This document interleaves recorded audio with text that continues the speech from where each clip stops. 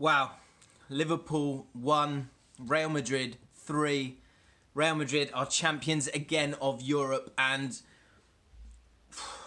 it was a tale of two squads. It was a tale of a moment of brilliance. It was a tale of disastrous goalkeeping. I don't know where you start with this. Are we going to talk about Karius first? Are we going to talk about Bale first?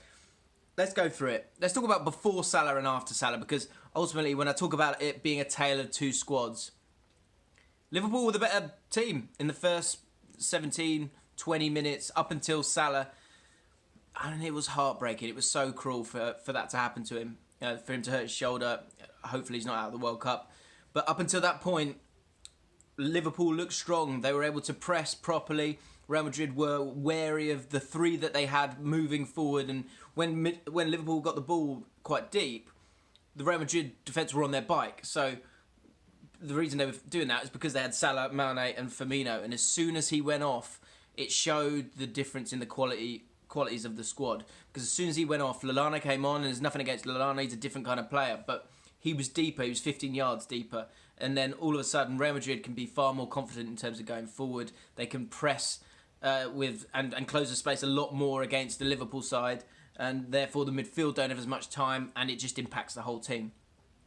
That said, they kept going and got till half time, and then let's talk Karius before we talk about Gareth Bale's unbelievable strike, which I'm still trying to get my head around. I said in my preview for this game, this is judgment day for Karius. It's going to be a day where he either comes of age or it's where he highlights why he's not good enough for a team that wants to win the Champions League final, wants to win a Premier League.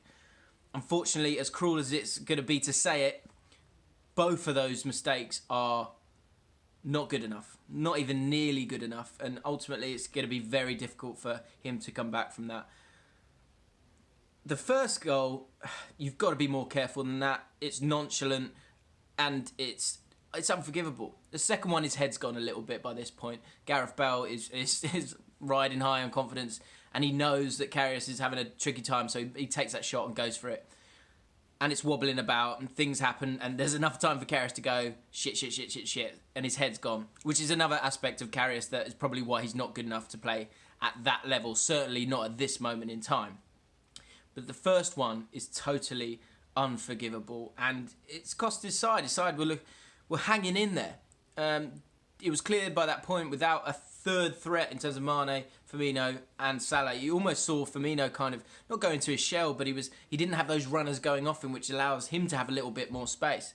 So he was kind of non-existent, didn't really do much. It was all down to Mane. Mane was able to come back. Great set piece. When the ball went in, I was like, Milner, what are you doing? It's just a lofted ball, but it was totally planned, and it was a good equalising goal. But then, again, when I come back to this tale of two squads, Gareth Bale comes on. This is the difference. You can bring on... Real Madrid were able to bring on Gareth Bale, and he was able to do what he did. That's better than Zidane's goal. It is.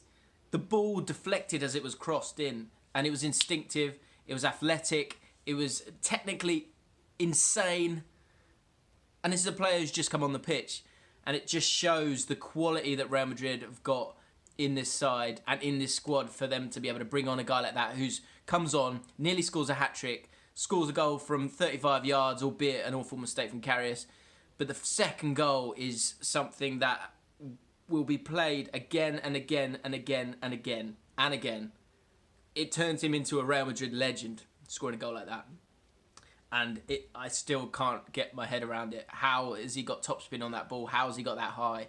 The guy's a freak. And people talking about Gareth Bale and saying he's not the player he once was. This guy is 28 years old. He's still got it, and he showed it at the highest level.